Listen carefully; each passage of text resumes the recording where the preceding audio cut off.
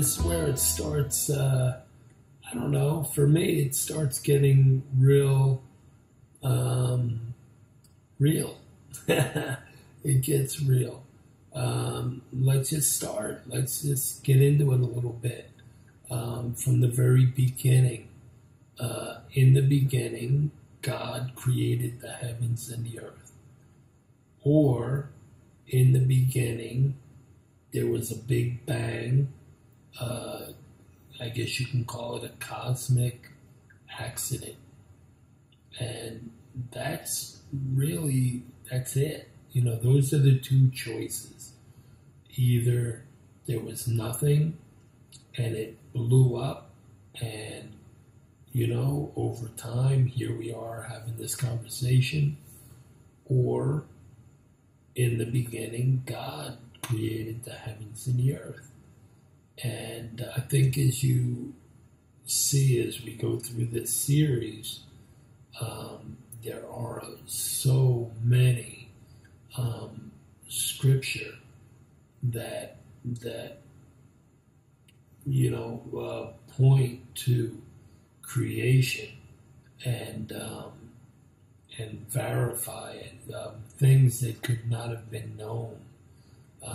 Like we talked about earlier, at one point with the stars, and you know, there was a time when they thought, you know, you could look up and you could see about 2,000 to 3,000 stars, and on the clearest night with the best eyesight, you know, 10,000, and they thought our galaxy was it. And there was actually even a time when they thought they could name every star, and so you could actually go and register with like the planetarium and give it to someone as a gift that you named the star after them. And it wasn't until the invention of the Hubble telescope that they saw that there are billions of galaxies with billions of stars in each one. So now, you know, they used to laugh, you know, when the Bible said, made the comparison of the sands of the sea and the stars in the heavens. Now they know. They used to go, you know, that's absurd. There's, you know, if you took every grain of sand, and that's not just on the beaches, it says of the sea, so under the water, around the water, just every one at a time grain of sand,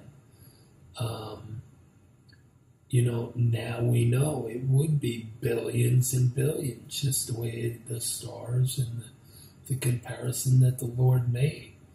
And, you know, now that was written, you know, 5,000 years before the Hubble, you know, and there's a lot of information on that now. But just the thing of, when you talk about like the Big Bang, when you think about, and I'm going to give you some book references that you can check into, and different names of the different scientists that are on this that are just great, and it's not, you know, they're not Christian scientists, they're not, you know, they're just scientists, and on both sides, you know, some believe in a creator, they'll call it intelligent design, some of them will say they believe, you know, God, you know, had to create this, and then others say, you know, no, they're sticking with Darwin's theory, and they're saying sooner or later we'll figure this out or whatever. And so, but when we look at the Big Bang, just the relationship of the sun, the moon, and the earth, just those three, what had to happen, the distances, the size of each, it's amazing what that does. That if the moon is a perfect size, and the way it orbits, and the way it creates the eclipse, the way it creates the magnetic field with the Earth and in relationship to the sun. Just amazing that if the moon were too big, we wouldn't get enough light and we would pretty much be just frozen. You know, the water would be ice, everything. We wouldn't be able to live here.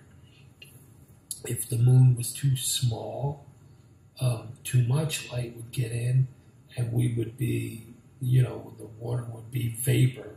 It would be too hot, and again, we couldn't live here.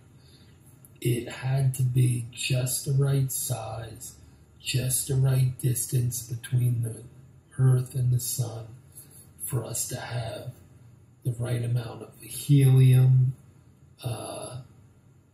oxygen, gravity, the electrons, the neutrons, everything, the forces that take place just because of that are amazing.